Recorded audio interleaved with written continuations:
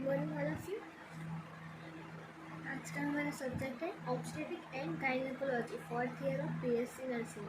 According to Indian Nursing Council syllabus of BSc nursing in OBG, today we will be discuss about fertilization process of the second chapter of the female reproductive system.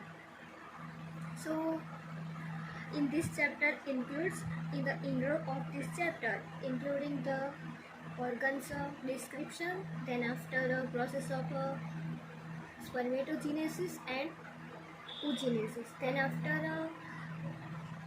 what are the fertilization we will be discussed in this lecture. So fertilization word, fertilize means any two substances interact with each other then produce one product is called a fertilization. So normal intro is fertilization. Fertilization occur around the time of the ovulation. It means fertilization कब occur होता है तो time of ovulation, मतलब कि ovulation क्या है तो mature ovum है हमारा, वो ओवरी में से रिलीज होके फैलोपियन ट्यूब की जो ओवरियन फिम्ब्राई है उसके द्वारा कैच होगा, देन आफ्टर फैलोपियन ट्यूब में सीलिया की मूवमेंट के थ्रू वो अराइज होगा। उस प्रोसेस को हम बोलेंगे ओवुलेशन। अब ये फर्टिलाइजेशन का ओवुलेशन के बाद होता है। अब देखेंगे कि स्पर्म है और ओवम है, उसका लाइफ स्पैन कितना होता है। तो ओवम का लाइफ स्पैन कितना है तो 12 to 24 आवर्स एंड स्पर्म का लाइफ स्पैन कितना है तो 48 to 72 आवर्स। अब ओवम एंड स्पर्म का ओरिजिनेशन प्लेस कौन सा है तो ओवम किसके थ्रू प्रोड्यूस होता है तो ग्राफियन फॉलिकल के थ्रू, एंड स्पर्म किसके थ्रू प्रोड्यूस होता है तो टेस्टिस के थ्रू। इतना था हमारा फर्टिलाइजेशन का इंट्रोडक्शन। देन आफ्टर है उसकी डेफिनेशन बहुत ही सिंपल दी गई है इसकी।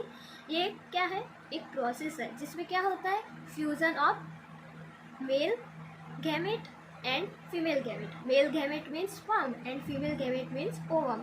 कहाँ पे होता है तो इन द फैलोपियन ट्यूब की जो एम्पुलर पार्ट है उस पार्ट में परफेक्टली ये फर्टिलाइजेशन की प्रोसेस अराउंड होती है।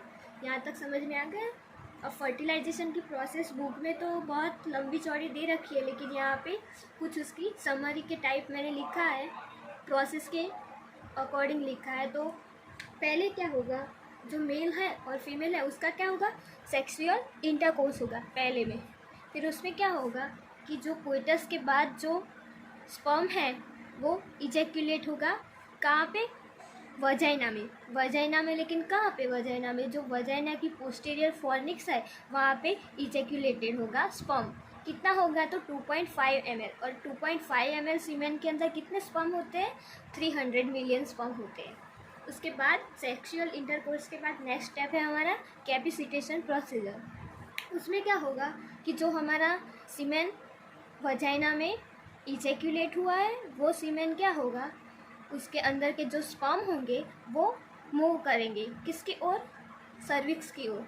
और किसके थ्रू मूव करेंगे तो जो उसके लूज सर्वाइकल एक्शन है वो एक्शन किस वजह से आते हैं, जो उसकी फ्लैजेलर मूवमेंट है। फ्लैजेलर मीन्स की जैसे कि वो वूम इन्फेस्टेशन में वो मूवमेंट होती है डिजीज कंडीशन के अंदर, वैसे ही सर्विक्स के अंदर मूवमेंट होती है। उस मूवमेंट को हम बोलेंगे फ्लैजिलर मूवमेंट। वो किस टाइप की होती है तो विगी टाइप की होती है। एंड जो वजाइना से आगे की तरफ स्पर्म मूव हो चुके हैं वो अपना फॉरवर्डिंग एरिया चूज़ करेंगे, और जो वहाँ पे रेस्ट पे है वो स्पर्म का क्या होगा तो वो जो वजाइना का एसिडिक मीडियम होता है उसके थ्रू वो डिस्ट्रॉय हो जाएंगे। ये प्रोसेस कहलाती है capacitation process. Then after third process इसमें होती है ओवुलेशन। ओवुलेशन मैंने जैसे आपको पहले बताया, अब स्पर्म सर्विक्स तक आ चुका है तो उस टाइम पे क्या होगा, ओवुलेशन अगर हो गया तो उसमें क्या होगा, ओवम रिलीज होगा किसके थ्रू तो ओवरी के थ्रू, और वो फिम्ब्रिया के थ्रू पिकअप होगा and pass in the fallopian tube. और किस पार्ट में होगा तो एम्पुला के पार्ट में होगा। ओवुलेशन हो गया, अब स्पर्म भी अंदर आ चुका है सर्विक्स में, और हमारा जो मैच्योर ओवम था वो भी कहाँ पे आ चुका है फैलोपियन ट्यूब के अंदर। तो उस प्रोसेस के बाद कौन सी फोर्थ स्टेप आएगी तो ट्रांसपोर्टेशन ऑफ द ओवम। अब फैलोपियन ट्यूब में बाहर से निकल गया है, लेकिन फैलोपियन ट्यूब के कौन से पार्ट में आया है अभी ओवम, तो वो इनिशियल पार्ट है वहाँ पे आ चुका है, लेकिन उसको एम्पिला तक आना पड़ेगा ना। तो उसके लिए फैलोपियन ट्यूब में क्या होता है, सीलिया टाइप स्ट्रक्चर होता है। उस सीलिया के अंदर क्या होता है, तो पेरिस्टाल्टिक मस्कुलर कॉन्ट्रैक्शन आते हैं। उस कॉन्ट्रैक्शन के बेस पे हमारा जो ओवम होगा वो मूव फॉरवर्ड करेगा। इस प्रोसेस को हम बोलेंगे ट्रांसपोर्टेशन ऑफ द ओवम। अब एम्पिला तक ओवम आ चुका है ओवुलेशन के बाद, और स्पर्म भी अंदर हमारा आ चुका था। अब क्या होगा, इसके बाद 5th नंबर का स्टेप है secretion of the fallopian tube. अब फैलोपियन ट्यूब के जो सिक्रेशन है उससे क्या होगा कि जो स्पर्म मूव करके फैलोपियन ट्यूब तक पहुंच चुका है, उस स्पर्म में से क्या होगा, वो स्पर्म क्या रिमूव करेगा, अपना ग्लाइकोप्रोटीन कोट है स्पर्म के ऊपर, वो रिमूव होगा सिक्रेशन के थ्रू। सिक्रेशन जब फैलोपियन ट्यूब में इन्फ्लुएंस करेगा तब हमारा क्या होगा, स्पर्म का जो ग्लाइकोप्रोटीन कोट है वो रिमूव होगी। देन आफ्टर 6 नंबर का स्टेप क्या होगा हमारा, तो entry of sperm into the ovum.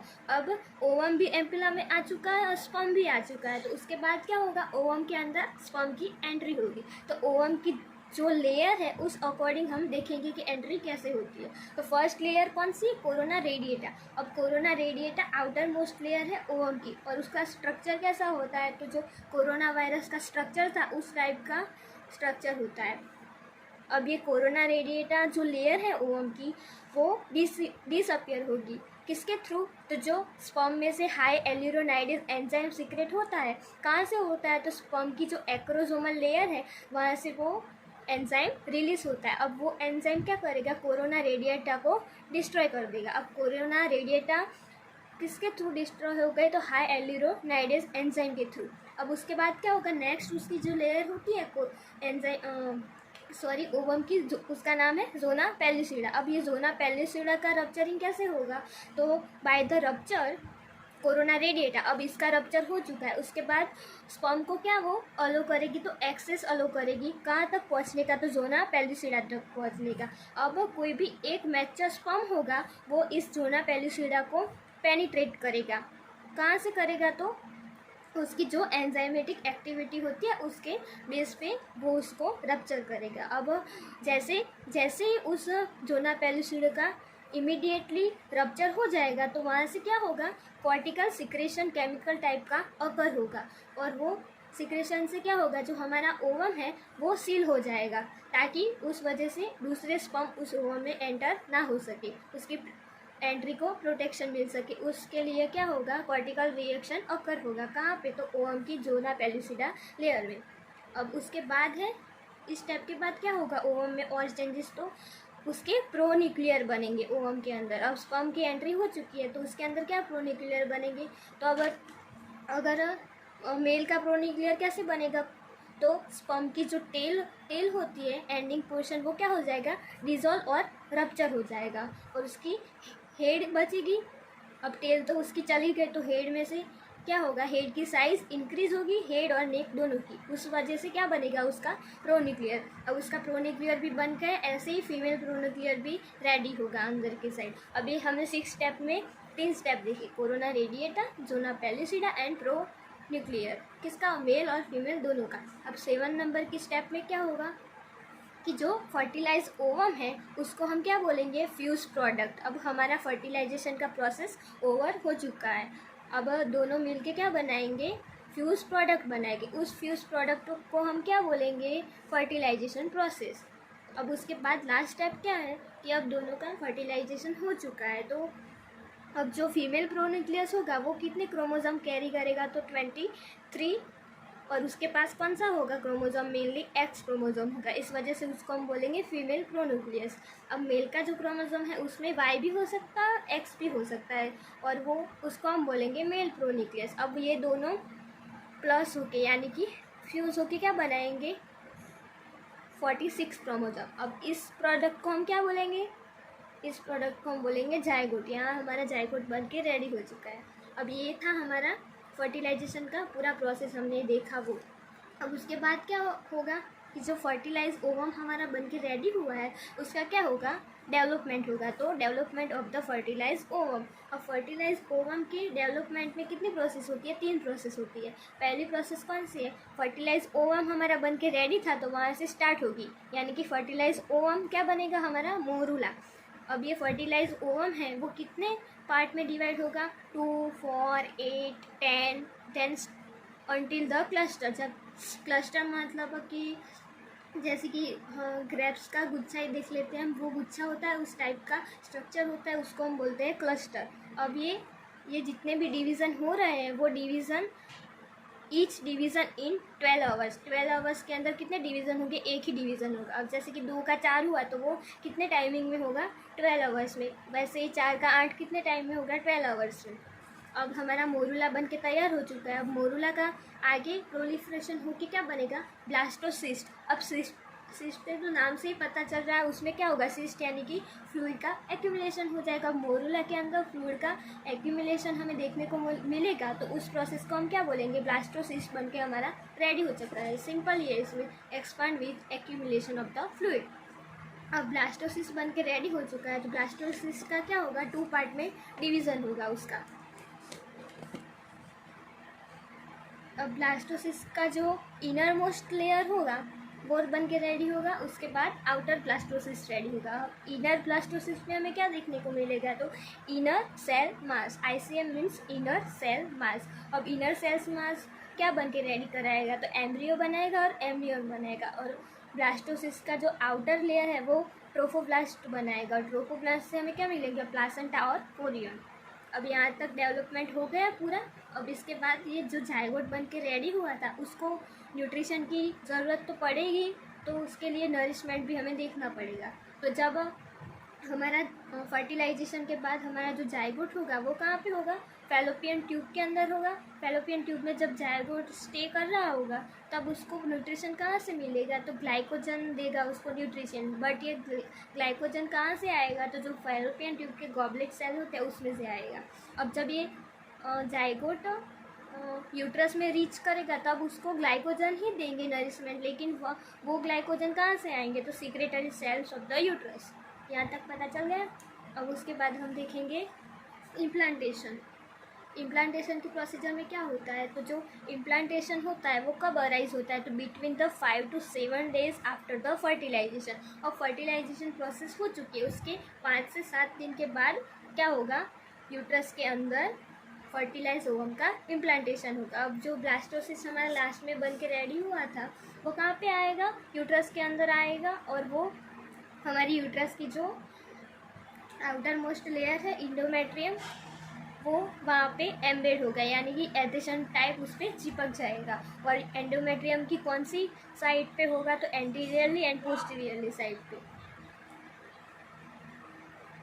ये हमारा था इम्प्लांटेशन। अब इम्प्लांटेशन में आगे हम देखेंगे तो जायगोट जैसे भी फर्टिलाइज होके बाहर आ चुका था यूट्रस में, अब वो क्या करेगा? तो 2 से 3 दिन जितने टाइम में वो लाइज फ्री, यानी कि यूट्रस में अपनी इम्प्लांटेशन के लिए प्लेस को सर्च करने में 2-3 दिन लगाएगा। मतलब यहाँ पे घूमेगा यूट्रस में फ्रीली, और फिर उसको कोई मतलब प्लेस मिल गई तो वहाँ पे जाके जो आउटर ब्लास्टोसिस्ट था उसमें से वो जो ट्रोफोब्लास्ट लेयर थी उसमें से क्या होगा? स्टिकी प्रोडक्शन निकलेगा बाहर जायगोट में से। वो क्या होगा? स्टिकी प्रोडक्शन कहाँ पे जाके एडर्स हो जाएगा, मतलब चिपक जाएगा तो एंडोमेट्रियम लेयर के अंदर। अब एंडोमेट्रियम लेयर में जाके वो हमारा जायगोट क्या हुआ है? चिपक गया है। उसके बाद हम देखेंगे when trophoblast secrets enzyme that cause erosion of epithelium. अब ट्रोफोब्लास्ट में से स्टिकी प्रोडक्ट हमारा एंजाइम सीक्रेट हुआ था, वो क्या करेगा कि जो एपिथेलियम लेयर थी उसको में क्या करेगा? इरोजन कर देगा, मतलब छेद बना देगा, और वहाँ पे ब्लास्टोसिस्ट जाके सिंक हो जाएगा, मतलब चिपक जाएगा। तो उस प्रोसेस को हम क्या बोलेंगे? नीडेशन। और नीडेशन का दूसरा नाम क्या है? इम्प्लांटेशन। अब ये प्रोसेस कब होती है नीडेशन की प्रोसेस? तो ओवुलेशन के 10 से 11 डे आफ्टर, और वुमन का जो मेंस्ट्रुएशन पीरियड होता है उसके 24 to 25 डेज के आफ्टर। और अब प्रेगनेंसी कंसीव हो चुकी है तो उसको हम कैसे डायग्नोसिस करेंगे? तो जब ट्रोफोब्लास्ट सीक्रेट करेगा, कौन सा हार्मोन सीक्रेट करेगा, तो HCG. HCG stand for human chorionic gonadotropin. ये कहाँ से रिलीज होगा, तो आउटर लेयर थी ब्लास्टोसिस्ट की, उसमें से ट्रोफोब्लास्ट में से ये सीक्रेट होगा। अब इसके बाद जो एंडोमेट्रियम लेयर के हम चेंजेस देख लेते हैं। तो एंडोमेट्रियम लेयर का मतलब नाम यहाँ पे डेसिडिया क्यों हो गया, क्योंकि ड्यूरिंग प्रेगनेंसी एंडोमेट्रियम कॉल्ड डेसिडिया। जो ड्यूरिंग प्रेगनेंसी का जो पीरियड होता है 9 मंथ्स का, उस दौरान हम एंडोमेट्रियम को सिर्फ एंडोमेट्रियम नहीं बुलाएंगे, लेकिन उसका नाम चेंज होकर क्या हो जाएगा, डेसिडिया हो जाएगा। अब डेसिडिया है, उसके कुछ एरियाज दे दिए गए यहाँ पे। तो उसके 3 एरियाज है, डेसिडिया बेसालिस, डेसिडिया कैप्सुलारिस, डेसिडिया पेरिटालिस। अब डेसिडिया बेसालिस को हम पहले देखेंगे। तो डेसिडिया बेसालिस ऑल्सो नॉन एज सीरोटिना, उस लेयर में क्या होगा, तो जो ब्लास्टोसिस्ट का बेस होगा वो इस लेयर में जाके चिपक जाएगा। और इस फेज के ड्यूरिंग क्या होगा, तो जो हमारी मायोमेट्रियम लेयर थी वो लेयर पे कुछ चेंजेस जो देखने को नहीं मिलेगा, अनचेंज रहेगी पूरी मायोमेट्रियम लेयर। अब दूसरी थी डेसिडिया कैप्सुलारिस, उसमें क्या होगा कि वो सुपरफिशियल कॉम्पैक्ट लेयर है, किसकी, डेसिडिया की सुपरफिशियल कॉम्पैक्ट लेयर है। उस वो क्या करेगी, जो एम्ब्रियो हमारा बनकर रेडी हुआ है उसको कवर करके रखेगी। और जो लास्ट लेयर थी, सॉरी, डेसिडिया कैप्सुलारिस का दूसरा नाम भी यहाँ पे है रिफ्लेक्सा। अब हम देखेंगे थर्ड एरिया। थर्ड एरिया कौन सा है, डेसिडुआ पेरिटालिस, उसका दूसरा नाम कौन सा है, तो वेरा। अब ये क्या होगा कि जो यूटेराइन कैविटी हमारी है उसकी जो लाइनिंग है उस लेयर को हम क्या बोलेंगे, वेरा बोलेंगे। अब ये थे एरियाज डेसिडिया के। उसके बाद आएगा लेयर्स। तो लेयर्स कितनी है, डेसिडिया की 3 लेयर्स है, basal layer, internal spongy layer and outer compact layer. Basal layer में क्या होगा कि जो बेसल लेयर में क्या क्या चीज़ें हमें देखने को मिलेगी, तो basal layer contain a deepest portion of gland. उसमें क्या होगा, ग्लैंड्स होंगे प्रेजेंट, और ग्लैंड्स का कौन सा पोर्शन होगा, तो जो डीपेस्ट मतलब कि 70% हम बोल सकते हैं, 70% ग्लैंड का कहाँ पे होगा, बेसल लेयर के अंदर होगा। अब उसके बाद हम देखेंगे इंटरनल स्पॉन्जी लेयर। उसमें क्या होगा, इंटरनल स्पॉन्जी लेयर में जो हमारी ट्रोफोप्लास्ट में से जो कोरियन हुआ था, वो कोरियनिक विलाई इनवेड वहाँ पे मतलब बाहर हमें देखने मिलेगी कोरियनिक विलाई। अब उसकी आउटर कॉम्पैक्ट लेयर है डेसिडिया की, वो क्या कंटेन करेगी, ग्लैंड एंड सेल्स। पहले हमें देखा यहाँ पे भी हो रही थी, लेकिन यहाँ पे कौन सा पार्ट था, उसका डीपेस्ट पार्ट था ग्लैंड का, और यहाँ पे कौन सा है, सुपरफिशियल पार्ट है ग्लैंड का। अब डेसिडिया के हम फंक्शन देखेंगे कि डेसिडिया से हमें क्या फंक्शन देखने को मिल सकते हैं। अब डेसिडिया है वो क्या प्रोवाइड करता है हमें, सबसे पहले तो प्रोवाइड इम्प्लांटेशन स्पेस, मतलब फर्टिलाइज ओवम को इम्प्लांटेशन देने के लिए वो क्या करता है, स्पेस प्रोवाइड करता है, एंडोमेट्रियम लेयर है वो। और हमने आगे देखा था डेवलपमेंट ऑफ फर्टिलाइज ओवम में कि यूट्रस में जब आएगा फर्टिलाइज ओवम तो उसको कौन सा सेल प्रोवाइड करेगा, न्यूट्रिशन, तो सिक्रेटरी सेल। तो एंडोमेट्रियम मतलब न्यूट्रिशन भी प्रोवाइड करती है, कौन से फॉर्म में, तो ग्लाइकोजन एंड फैट के फॉर्म में, मतलब उसका दूसरा फंक्शन हो गया न्यूट्रिटिव फंक्शन। अब थर्ड फंक्शन है उसका फॉर्मेशन ऑफ बेसल प्लेट, मतलब कि जो हमारा प्रोडक्ट फर्टिलाइजेशन प्रोडक्ट कंसेप्शन का प्रोडक्ट आ चुका है उसको क्या प्रोवाइड करेगा, बेस प्रोवाइड करेगा, formation of the basal plate for fertilize ovum. अब दूसरे फंक्शन हम बना के भी लिख सकते हैं, जैसे कि वो कैसा काम करेगा, तो बेस तैयार करेगा एम्ब्रियो के डेवलपमेंट के लिए। फिर दूसरा हम देख सकते हैं तो वो उसका स्ट्रक्चर कैसा हो जाएगा, स्पंजी हो जाएगा, उसमें ब्लड सप्लाई इंक्रीज होगी उस वजह से, तो वो कैसा स्ट्रक्चर उसका देखने को मिलेगा, तो कुशन शेप का, मतलब वो कुशन टाइप का हो जाएगा। और 9 महीने के लिए एम्ब्रियो का डेवलपमेंट के लिए वो पूरा वहाँ पे ही स्टे करेगा एम्ब्रियो, तो उसको क्या रेडी करेगा, वो बेडिंग लाइक स्ट्रक्चर भी रेडी करेगा। तो ये था हमारा आज का topic fertilization. I hope you will better understand about this topic.